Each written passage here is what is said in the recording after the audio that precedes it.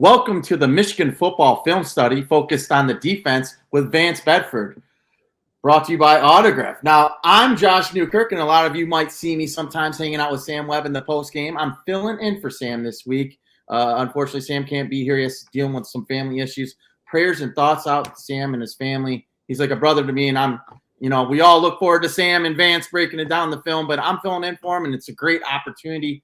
Vance, thanks for having me, man. Hey, Josh, I'm glad you're able to fill in, and I miss Sam, and my prayers go out to Sam and his family. They're going through some tough times right now, and I just hope everybody just take a moment and just pray for Sam and his mom and everybody else, just to lift him up right now, because he's going through some tough things right now. Yeah, 100%. All prayers and thoughts are with Sam and his fam. Let's just get going right into this football game. Big game, one of the biggest games in the country this past Saturday. USC and Michigan, two blue bloods. Now they're Big Ten conference opponents, and Michigan finds a way, gets the win there, 27-23. And it was a defensive challenge for the Wolverines. They stepped up to the plate in that game, Vance. But Josh, think about this. When you think about the song at the end, it says "Champions of the West." We are still champions of the West. That's what it's all about right now. USC, they thought they could come in here and spread us out, but you know what we did? It was an old-fashioned 15-round boxing match. Let's get in the middle of the ring and slug it out. They didn't like it. They didn't like it on offense. They didn't like it on defense. Our defense played an outstanding game. Now, we had some minor issues here and there, but physically, the front four was outstanding. That's what I've been expecting the entire year. I've been waiting for that. They flat turned it loose. They knocked guys off the ball. They stopped the run with the front four. A great job. The defensive staff, Wink, they did a great job in this game. I love what they're doing. Just keep it going. Let's take Minnesota, get the brown jug, just stay right at home where it's supposed to be. Yeah, Michigan with 4 sacks in this game, all from their big-time players. Josiah Stewart with 2. You had Graham with 1, Kenneth Grant with 1. They were knocking, hitting Miller Moss all game long. You got to love the pressure they're putting on them. Michigan, you would have to say, won in the trenches on both sides of the football. On both, it wasn't even close. I mean, our front four just knocked these guys off the ball, knocked them back, control the running game. And offensively, you know why we played good defense? The offense. I call it ground chuck. They kept us fresh. It wasn't 3 plays and out. I mean, they had long drives. They converted on third down. We had a chance to make adjustments on the sideline, get the defense fresh and rested, and we went out there and played well. We were a lot better on third down. We had some missed opportunities, which we're going to show in this game, in these cut-ups. But at the end of the day, a lot of the calls were good. We missing my man, little Mike. Mike was a great communicator. Oh. We missing our 2 linebackers, a 6-year starter, 6-year senior, and a 5th-year senior. We had 3 guys that can make adjustments on the field, make corrections, and make sure we're on the same page. We don't have that at this time. We need to improve our communications. We're going to see one play where we turned a guy scot-free. Little Mike wouldn't have done that last year, but that comes with experience. And it's great that it happened in the game that we end up winning. So we learn from that. It won't happen the rest of the season. Yeah, you got to look for Michigan, this young defense. There is a lot of studs. They're top heavy, right? They got the guys, the future pros on the top of this defense, but there's guys, young bucks coming up, learning, and they're going to make mistakes. And we're going to go through that in some of these plays today. But I feel Michigan still made more positive plays than negative plays. They got the victory on Saturday. Vance, let's just go over to this first play. We're looking at an over 2 robber. Why don't you take us through this play and tell us what happens here on this third down for the Wolverines? This is one of the first third downs that they had. And in this situation here, I think that my man Lincoln was playing us to play man-to-man or blitz. So we showed them a blitz look, man-free, and went to cover 2. And our linebackers played it perfectly. The corner played it perfectly. And I think it might have been a tackle for a loss. So we gave a man-to-man look that Lincoln Riley was looking for, because the screen is a perfect call versus pressure. And we weren't pressuring. We were playing zone. And all of a sudden, we were off the field on 3rd and long. Go back to the Texas game. They were 8 or 10 for 3rd down. But in this game here, this is a great job. The nickelback did a good job. My linebacker, he read this thing perfectly. He went outside and made this play. The corner got it turned back. We off the field on one of the first third downs in the first quarter. So we're going to have a telestration should pop up in a minute. So we go right now, okay? Tight end check. Look at my linebacker right now. He comes off, does a great job. The corner has an edge. That is a great open field tackle with a guy on you. I mean, last week, he struggled a little bit. This week, he showed up. He showed up and did a great job right now. And I think this is a telestration. Let's see what happens right here. If we got a telestrator. So over to Robert, third down and long, 3rd and 14. A good look like we're playing man-to-man. Yep. Okay, you can see what's happening right now. The tight end's going to set and block. They're going to have the tackle and center coming out. He's seeing us right now in a pressure look. The quarterbacks, and they are man-to-man right now. This should be a perfect look. If this guy bite on a tight end blocking, it should be wide open. So here we go right now. Let's go to the defense. What's the quarterback looking at that maybe disguises this, where he would think they're coming up in man-to-man, but it's really look at his field. He's right between the hashes. You have the nickel back down on the man-to-man look. The safety on the tight end of the man look. Both corners sitting 5 to 8 yards deep. So right now, that quarterback thinking we're in man free. This is an excellent disguise by the secondary coach. Great design by Wink. Perfect play call in this situation right now. It looks like it's man-to-man, but we're going to roll to a zone. This is a great disguise here. We're going to go to 2 deep zone. You can see the nickel back go back, the corner come out. But the linebacker, he read this perfectly. That is a great open field tackle right there. That's a great job. We're off the field right now. I mean, 3rd down and 14, they gain no yards at all, which means we're also going to get good field position too. So yeah, again, perfect. Great job, great recognition. Yeah, picture perfect open field tackle by Barnum. Look at him. Look at this play right here. Look at him come to balance. Good low tackle. He wraps up. Great job. We're off the field, going to the next series. Yeah, you got to like to see that from the linebacker core, who had looked like they struggled a little bit earlier in the season to make that open field tackle, make those plays that needed to win games like this, big time conference opponent games. Let's switch it up to the next play here, Vance. Second one coming up. There you go. Yeah, another third down. Dime Mike 1 dog. Is that what we got labeled as the play? We're blitzing off the edge. We're in dime right now. So again, this is another 3rd down situation. So they come up in empty formation. So we got everybody lined up. So if you look at this picture, it's not too far removed from the previous picture when we went to 2 robber. The corners look the same, and nickel back, the safety, everybody looks the same. But in this situation here, we got a blitz on right now. We're playing man free in the back end. We got an unblocked guy. We have an unblocked safety blitzing on the quarterback. If he makes this play, it's going to be a sack for maybe 8 to 10 yards. Because he misses this sack, the quarterback has time to get rid of his football, and man-to-man, it's a foot race. And we lost that foot race. I don't blame the defensive back on this play. I blame the guy who was blitzing. If he makes this play, we're getting the ball back. So let's let this thing run right now. He's unblocked. That's an 8-yard sack. But because he doesn't make that play, it's a foot race on a shallow crossing route, and we lost that race. And a lot of people are going to say, well, why are we blitzing? Well, when we look at this picture, we have an unblocked guy. It's a great design in the blitz.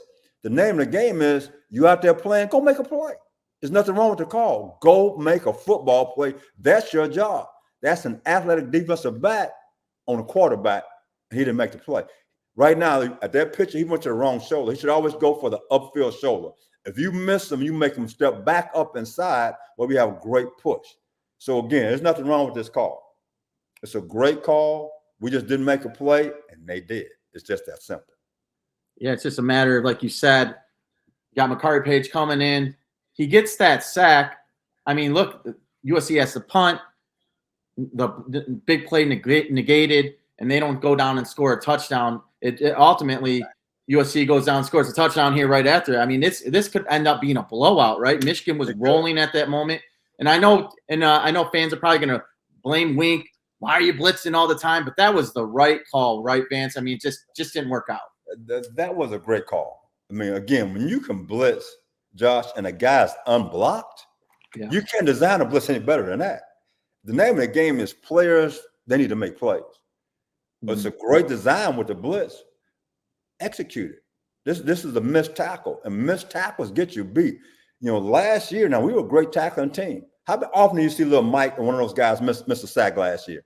Think about it. Think about all those games. You really didn't.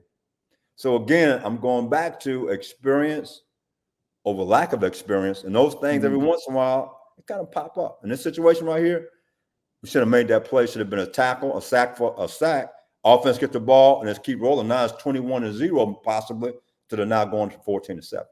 Yeah, Mike Senior still special player, an all-time great. I think you've been around defense. You coach defensive backs, Vance. Just a quick shout out to him. You would have loved to have a Mike Senior still every year on your defense. I know that for a fact. I would have. You heard me talk about him the first time I saw him play. I said, we're going to miss Dax. But Mike was a different kind of player, not as physical, but instinctive, playmaker, ball skill, put himself in position to make plays, a great communicator, all the things you look for in the defensive back. Look, Mike had that. And I think he's showing that in the National Football League right now because I believe he's starting. Yeah, I'm not surprised, right? I mean, the guy just always has a knack for making that big play. And one of the all-time great defenses in Michigan history, possibly the greatest, but who knows? So that's always going to be an argument around the table, the dinner table here. I was at the 1917. I thought we was pretty good. I thought that team was pretty good too. So I'm not. That's what I'm saying. It's always going to be an argument. But hey, both teams have one thing in common: national championship. So that's all that matters. Let's move over to the next play. We got an over 4 versus screen here. Vance, tell us what we're seeing. Okay, all we're doing right now, again, we're in the red zone right now. And this is right after that big play. Okay, it really is. So, again, they playing us for man-to-man because we have shown pressure in the red zone. We really have. So, we're just playing zone. And, again, you look at the look. I don't know what this quarterback was looking at, but right now we have a lot of eyes on the football. So, again, our linebacker, they're going to make a great play again. Again, so you see the play right here. Okay, we step up. It's blocking right now. They got it cracked. And our linebacker and our secondary, they did a great job recognizing the play and fitting this play. Because his tight end's going to come in motion. It's going to be a tight end screen. He's in motion. He's going to bubble back. The quarterback going to fake the handoff and come out to his right. And because of the action of the quarterback, you're going to watch the nickel back and the linebacker close on the ball, again, for a no gain on 2nd and goal. So here we go right now. So we're playing, as you can see, we're playing 1/4, 1/4, 1/4, and 1/4 equal a whole one. Things we talk about on our concept cut up. 2 quarter flat players and the middle backer, he's responsible for the final number 3. When the tight end comes in motion, he becomes the final number 3. That takes him right to the plate. So let's let this thing run and see what happens. But again, this is a great job. Again, this is the second time he made a play on the screen. Our first play, he made a play on the screen. This is another screen right here to the tight end. But again, great recognition, great call again by Wink. This is a man-to-man beater. And again, he makes this play again, open field tackle again. That's a great job. Nickelback's in great shape. The linebacker's in great shape. You couldn't play that any better than that. If you go back to the previous couple of ball games, he hadn't been playing that well. The pressure's been on him to step up. So right now, again, great. He has a final number 3. Look at his eyes. He's right there to make that play. The nickelback's outside for leverage. You have 2 guys to the ball. You have guys pursuing to the football. Again, great call by Wink and great execution and great open field tackle on this particular play. So now we got 3rd down and goal. Yeah, great way of illustrating that. I mean, seeing Barnum follow the tight end, and that tight end coming into this game was they're comparing him. Colston Levelman is one of the better tight ends in the Big Ten Conference. So to see him go out there and make an open field tackle again, great plays by Barnum. It's great to see your linebackers making open field tackles because that's really, if they can't make them, nobody can, right? Those are the guys you count on. I got to go back, Josh. That tight end can't compare to Levelman. I've been a Levelman fan for the last few years. So they're not on the same planet. Let's clear that up. I special. I totally agree with you. He's not even close. If that's Levelman, that's been a tougher tackle because I think Levelman's special. I really do. Yeah, it's hopefully he can get back healthy. We're all keeping our fingers crossed there for Colston, and I agree. He is certainly something special. Best tight end they've had here since I will say Jake Butt, but I would put him above Jake. I just think he just has that it factor when it comes to making plays there on the field. So let's go over to the next play here, Vance. I'm looking at a dime prevent. We were talking about those guys up front. And here's another big dog who came down there and made a play for the Wolverines. It is. It's a great push. But can you run it back for me, Josh? Just run it back and freeze it for me if you could. I want everybody to take a good hard look at this. We have 4 guys deep. Everybody can see that. We have 2 corners. What they're doing is defending the sideline to make sure that nothing can go down our sideline. But after that, you got everybody up front. I'm making this point for one reason. I watched CU beat Baylor with 2 seconds on the clock, a Hail Mary type play. And the reason I'm bringing it up because what Wink did right here, he pressured. Right. The quarterback had no chance of escaping wide or to step up. And then he has 4 guys back deep. So when the quarterback locks and load, you're going to have at least 2 guys go for a deep ball. So again, this is a great design by Wink. I love this. This is excellent. I mean, that's kind of an NFL mindset, and it paid off in this particular play. So let's let this run right now. But again, we got pressure. Look at the pressure. It's a great snap. We're going to have it illustrated in a minute. But again, we get a sack. He couldn't escape to his left or right, and he couldn't step up. This is a great design. And we had 6 guys in coverage, 4 guys deep, 2 corners turning the thing back inside. I mean, this is a great scheme. So here it is right now. This is really a bear look is what this is. This is dime prevent. This is a bear look. So what we're going to have in this particular situation here is that you can see the left ends up the field, okay? We have, I think, yeah, that's Grant. He's going into the left A gap. Mason going into the right A gap. Our end is going to the B gap. And now we looping the back around for contain. This is a great design. I mean, so that takes away any step-up ability, and you have a linebacker who can run containing the ball in case it was a sprint out pass. It's a great job. They executed this great, and Grant was a guy who gets the sack. He gets great push in an A gap. He comes free and gets the sack. But again, great design by Wink, great execution. Look at this look. This is excellent. There's nowhere to go. That's a great job. That is a great job right there. And you couldn't play any better than that. Little face mask, you know, sometimes the game is fast sometimes. The game is fast. Yeah. I would not want to be an official.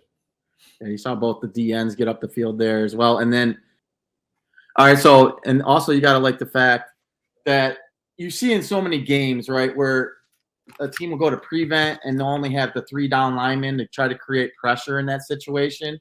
And you got to respect, like you said, there's 5 guys in that vicinity, and they're not giving Miller Moss any time, and it ends with a sack.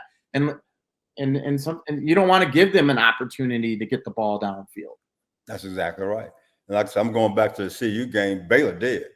Baylor had a timeout, Josh. Said, this is what we want to do. And they still went out there and didn't execute it. If they executed, they'd probably beat Colorado. Colorado didn't win the ball game, but they didn't. But right now, our defense just executed this scheme here, and we get a sack out of it. That's a great job, great execution, great coaching. I love what I'm seeing right now in this game so far. All right. We were talking about this individual earlier and how I just marvel at that. I think he might be the next great thing since Charles Woodson. But again, I don't want to disregard any of the great defensive backs and cornerbacks that have played at the University of Michigan. And of course, you coached a few of them yourself, but this guy is pretty special. And he made a special play here with this interception. So why don't you break down this next play of the Michigan All-American Will Johnson? Right now, I don't understand why they threw this. It's 3rd down and 3.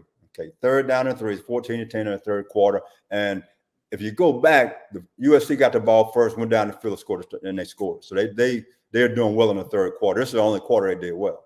So right now, again, they got a spread. You can see it got a spread from sideline to sideline. Right now, we're playing zone. We're playing a cover 6. So in other words, to the boundary, you got a cloud corner. That's Will. Will's sitting 8 yards deep. Okay. The safety, if I'm a quarterback right now, and everybody say our safety, he's 3 to 4 yards off the hash into the boundary. So the quarterback should realize right now, I look at this look, they're going to rush 4, they're dropping 7. I got a cloud corner. So the receiver, he's going to release outside trying to stretch Will. And then the number 2 receiver, he's sitting down right at the sticks. Will took 1 step back, read the quarterback, and broke. It's a great job. It's a great job. So we're going to let this run, and we're going to watch what happens here. We just highlighted some guys at the time. Look at Will. He read the quarterback. The quarterback never gave a chance for the play to develop So Will sat there, and the quarterback locked and load, and great corners make great plays because they're easy for him. Well coached, he understands the game, he locked on. And think about this. You go back to a couple of games ago, Will picked off one the same way, threw into the boundary. The same way. I don't understand why the coach designed this play for this kid to make that mistake. Thanks for us. I appreciate it. You know, maybe he was pulling for us, so he threw us a pick. I really enjoyed this play. I'm thinking, why in the world would you do that? That made no sense to me to throw a Will Johnson playing zone that way, and the quarterback had no idea what coverage it was. Made no sense whatsoever. But I'm hoping we show another copy of it, because I told Sam I wanted to make a point about something. The safety. The safety didn't get wide enough, in my opinion, in case they throw the fade. So that means that they're going to eventually, here we go, they're going to come back to this play later, and Will's not in the game. So as we watch this particular play right now, let it run, and I want everybody to watch the safety. See, if they throw this ball outside and Will jumps it, we could have a problem. But the quarterback says 3rd down and 3, I'm going for the 1st down. If he read his right and he read the corner sitting, he should throw the fade. But he was impatient and inexperienced, because he's a young guy too. He threw it right to the strength of what our best player does, make plays. See that safety? If they throw the 9 right outside, to go right outside, I don't know if he can make that play. I really don't. Because his eye's in the wrong spot. He should have been a little bit wider because of the look, to make sure I can protect Will. If Will's going to jump that route, I have the fade protected. And I don't think he did that. So I think they're going to come back to a play later. This is from the press box, say the safety's not getting over the top. The safety's not getting over the top. In this situation, the corner letting the receiver outside. And that's what happens. See, Will didn't touch the receiver, let him outside. The safety could be in trouble. So our very next play, we in order, is going to follow suit with this particular play. But great job here by Will, and great job by the call on 3rd down and 3 for us to make this play. Yeah, great segue there, fans. You know, Will did leave the game, and USC came back to that play, and they sort of found that open spot there in the back end of the secondary. So now that being said, let's just go right to that next play. We got the over 6, and this is a Moss touchdown pass. We're just going to highlight the guys involved in this particular play. But again, I want to show this right after that interception, because I want to make that point about the safety in the corner on that play. And here we go again. Same scenario. It's to the very top. Then we're going to have it highlighted in a minute. So again, in this situation, we got a cloud corner. So he didn't touch him. He let him go outside. The safety was hesitant initially. He should be gone right now. So there's a lack of communication is why this particular play happened, because the tight end is not a fast guy. The receiver gets outside. So I say it's cover 6. I don't know if it's 6. I don't know if it's quarters, but I'm looking at the alignment of the corner. He's in a cloud alignment, in my opinion. Like, he's going to reroute the guy. And he did. You can reroute the guy outside, but if you do that, that safety has to get wider width right now. But his eyes in the backfield. If his eyes in the backfield, he didn't see number 1. Therefore, he's not going to get to this play. So those two guys didn't communicate, and they didn't execute.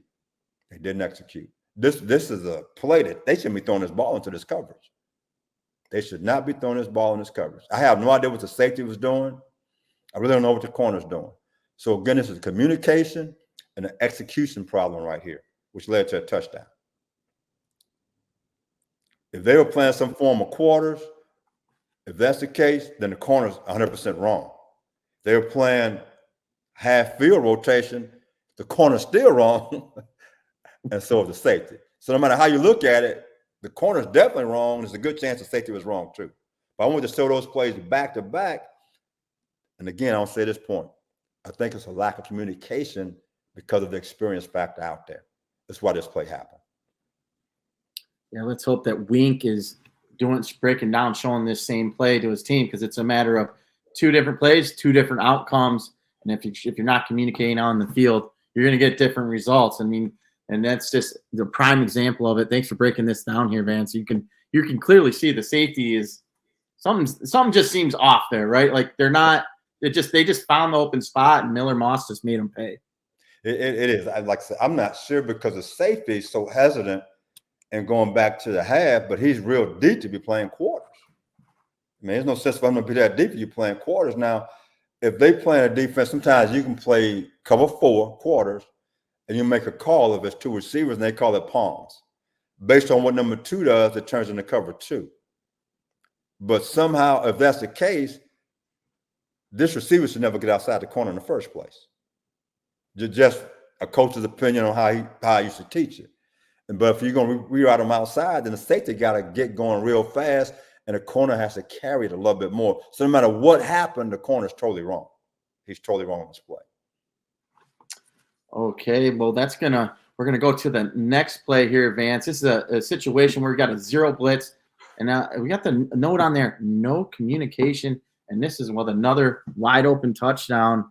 Break it down. I remember this play. I remember going, "What the hell happened?" And you're gonna break it down for us because and I want everybody just to freeze it right there for me. If you look at this look right now, yeah, okay, you have the safety, you have both stages over there into the boundary. Okay, so the nickel back, all you have to do is look behind myself. I look behind me. There's nobody back there. You know what that means? I got to cover this guy. Yeah. So whomever he's talking to, it's nobody back there but Casper, the friendly ghost. So he can't play. He ends up blitzing right now. And again, it goes back to these guys are not talking to each other. If I wasn't sure about what's going to happen, I'm going to go cover my guy. I'm going to cover this guy. I'm not going to blitz.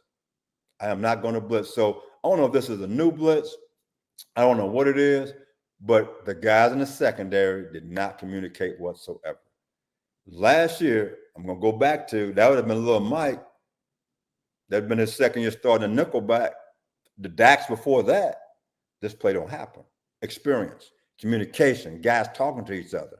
See, on the television copy, the nickelback looked back like he was talking to somebody, but he's talking to nobody. The safety is blitzing from the boundary. The other safety covering this guy man to man. This is just a totally blown assignment. I know people going to us, well, why are we blitzing? Why are we doing that? Well, right now, you look at the situation, the score is 20-10. We're getting late in the game, so we're trying to find ways to maybe get a tackle for loss, get them out of field goal range, and make it second and long. If we just execute right now, just execute, then we're going to be okay. But again, a lot of things that the USC designed for us was versus blitz in the red zone because we have a tendency to blitz in the red zone. So let's let this run here, Josh. And we're going to see the nickel back.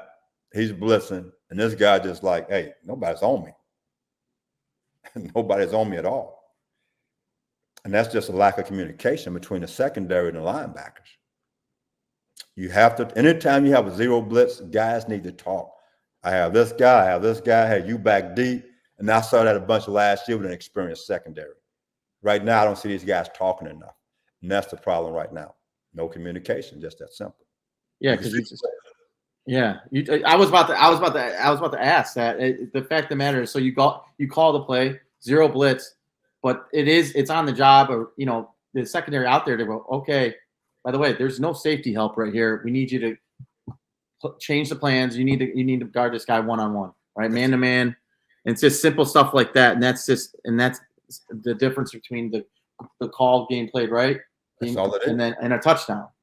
But you know what? As soon as I walk up, we had this call made. I'm talking, if I'm a nickel back and the 2 safeties, we talking to each other. Because one safety is going to blitz. Okay. That means that the other safety got to cover this guy. If that's the case, then the nickel back got to stay back. Okay. Just that simple. But the D-line throughout this game now, I won't tell you what, to be honest, you probably didn't have to blitz in this game because the D-line flat destroyed USC's offensive line, destroyed them. I mean, so those are things you look at, you get into a ball game. If my D-line is playing well, then, I might go into the game. We might have had a game plan in the red zone to pressure, but when they are playing the way they're playing, then maybe I adjust my game plan. I as a former DC, I used to have my coaches talk to me. I had a D-line coach. We went to the game plan one time, Josh. We wanted to twist the front a bunch because the offensive line didn't pick up stunts. About the second quarter, my D-line coach, Clint Hurt, he came to us and said, Vance, just let him go rush straight. And that's what we did. So Wink needs to have that guy in the press box or the guy on the sideline say, Wink, D-line, they eating all day. Just let those guys go eat.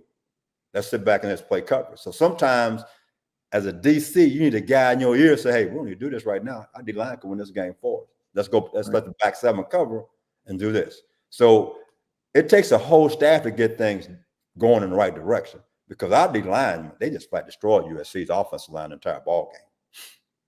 Yeah, that sort of sets up this last play, but also a question. When the D-line is playing the way they played against USC and they're eating, right? They're getting pressure. You're getting pressure with four men down. Does that sort of, you think that should change the blitz schemes by Wink? Maybe, not have to blitz as much, or do they stick to the design and game plan, right? Just keep doing what they're doing. When you get into a game, Josh, based on how it's going, as offense make adjustments, you make adjustments. If my D-line is winning one-on-ones, well, guess what? I'm going to play coverage. I might throw in a simulated pressure, but for the most part, I'm going to sit back and I'm going to do what I have to do. Hey, you guys go eat. Right now, they can't block you, so I don't turn you guys loose. We're going to sit back and cover. We're going to play cover 4. We're going to play quarter, half. We're going to play 2 robber. We're going to run a variety of zone coverages to keep the quarterback off balance because he struggled a lot of times when we execute on the back end. He struggled finding the right guys. When we played man-to-man and he had time, that's an easy read. When you're playing zone coverage, a young quarterback has a tough time sometimes finding the right guy. And our D-line was kept pushing the offensive line back. So again, as the game went on, maybe you cut back on some of your pressures and tell the D-line, hey, bring us home. We're going to ride you the rest of the way. And you got to tell them that sometimes. In this particular ball game, you probably could have done that because they were playing extremely well. Oh, they were dominant. The type of defensive front performance we've been used to seeing around here these past few years, especially with the reign of the 3 straight Big Ten championships. Let's set up this last play here, Vance. You got a Bear 3-5. Is that what I write? 3-fire. Yeah. You got Josiah Stewart with another pressure. I mean, I love that you picked this play because he had 4 pressures, but he also had 2 sacks. So he just had a hell of a ball game for Michigan. He did. So right now we're in a Bear front. In other words, you got 2 outside rushes. We have 2-3 techniques and 2-0 and on the 0. So we have everybody covered. So when you look at this scheme, that means the offensive line, they're looking at, we got to block big on big. That means that the back has to block the remaining backer. And you look at this Bear front, you say they must be playing man-to-man. We weren't. We were playing zone. So again, it's going to give the quarterback some indecision. But the scheme that Wink designed, this is beautiful. When we're going to bring pressure, I mean, look at this right here. And we playing zone behind it. That's what's so great about this look. So they think we're playing man-to-man, but what we did, we didn't straight rush. We twisted. You can see right now, everybody angled back to the boundary. The outside backer went inside. We brought the one backer. He came around the edge for contain. These guys didn't know how to block. It's a great scheme, great design. Anytime you twist the front, what you're doing, you're attacking protections. So we're going to get a good look at it right here. So Bear 3-fire. We just tell us straight it's a defensive line. So we go right now. So you can see a feature right there for me. So right now, coming from the field, the outside backer, he's going inside. He's going into the B gap. The next guy, 3 technique, he's going to the A gap. The nose going to the opposite A gap. And the 3 technique to the boundary, he's contained. And we bring in a backer that's right over the center. He's coming outside. So we got really a 4-man stunt. So it's like when you're playing basketball, Josh, it's like this is a pick right now. This is a pick for the backer to come around clean. But what happens in this situation is that the tackle to the field, he stayed on one guy, so somebody else came clean. So the offensive line didn't sift through this well. So therefore, we got guys coming scot-free. It's a great design, again, by Wink and the defensive staff. And we play in the zone in the backfield, in the back end. I call it 3-fire. In other words, both corners, they playing man-to-man if the ball's thrown on time. If not, it goes to cover 3. We got the safety down to the boundary. He's a curl flat dropper. The defensive end standing up to the boundary. He's going straight back to the hook. We're just playing 3 deep. That's all it is. But the quarterback, he sees bear, he sees man free, he's throwing right into 3 deep zone. So again, if they have any kind of screens call, any type of crossing patterns call, we playing zone, so it doesn't affect us whatsoever. Great design, again, by Wink and the defensive staff. And great pressure, guys winning one-on-one. This is outstanding. Yeah, Josiah Stewart arguably played the best game he's played in a Michigan Wolverine. Just a man-child all day. I believe he had 2 sacks of that forced fumble on the double turnover scenario that we had. Very unique situation there in that one drive. But man, just a great ball game by Josiah. It is. It is. But again, that tackle, he has a dilemma. He has him coming inside and the backer coming outside. That was enough for Josiah to come free. It really was. So again, great scheme and great get off by him. Look at that. That's a great job. See the tackle on the back, they don't know who to block. they don't know who to block. So the scheme turned him loose. Because the tackle, see the backer coming outside, he's thinking, I got to sift outside. So now you got a defensive end on the back. We should win that every time. And we did this particular time.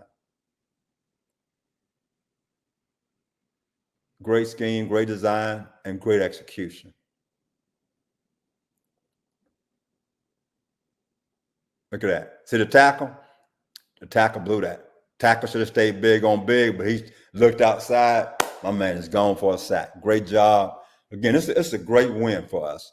The defense played outstanding. The front 4 had their best game of the year. I think our linebackers had their best game of the year. The only thing we got to clean up right now, Josh, communication. Right. We have some communication breakdown. If we don't have those things, we're going to win by 17 to 21 points.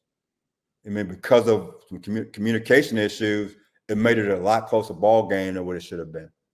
And again, it's another third down. Another third down in a crucial situation. Gets us off the field. Yeah, anytime you can have the way the defense plays. Sharon Moore gave the game ball to Wink Martindale. I mean, the hold Miller Moss to less than 300 yards passing. He had 51 attempts. I mean, that's insane. So, I mean, that's a win. I feel like Miller Moss was on the ground, at least 80% of his dropbacks. I feel like he was on the turf. Michigan made him feel it all game long. They had that little lull there. It was that third quarter was one of the weirdest quarters I can remember. I think, and I've been wanting to ask someone about this, and I think you're the perfect person to ask this, right? You have the USC is going down their drive, and Michigan gets that forced fumble. I just alluded to that. Kenneth Grant's rumbling down the sidelines, and then the USC player comes and steals the ball back from him. How tough is that just from a defensive perspective? Michigan was on the field the whole third quarter. I think part of that is that maybe they're just tired. I know that USC scored 2 plays later. It's hard to just be locked in consistently when you're just on the field play after play. I just want your thoughts on that, and maybe that's just a novice perspective. But when you see like a quick turnaround, that was just a shocking turnaround to see a turnover and then another turnover, right? You don't see that every day. That was a long drive, you're right. Then we had the turnover, and we turned it back over. I would have taken Grant out of the game. He was tired. First of all, he just scooped the fumble. He ran 25 yards. He's dead tired. So I would have tried to get maybe some fresher defensive linemen in the game, because their offense, remember, they're doing the same thing. They're tired too. So I'd have tried to maybe substitute out, give me 4 more defensive linemen in the ball game, a little bit fresher, and see what we can get done that particular way to give us a better chance. But he stayed in the game. So he was dead. He was going to give you absolutely nothing. His heart was in it, but his body like, I'm sorry, there's nothing left right now. You're on empty. So we should have taken him and the down 4 out of the game, put a fresh 4 in the ball game, and see could we hold up. And that's about the only thing I could have seen differently. But that was kind of like, we got this thing won, and then all of a sudden he's slipping with an overhand right. And I'm kind of dazed a little bit. And that's exactly where they were. And in that situation right there, the coach is trying to see what can I call to calm my guys down right now after, that's the situation. And that's what you're into. But I'd have gotten Grant and other tackle out of the game, the defensive ends. I put in 4 fresh guys and took my chances.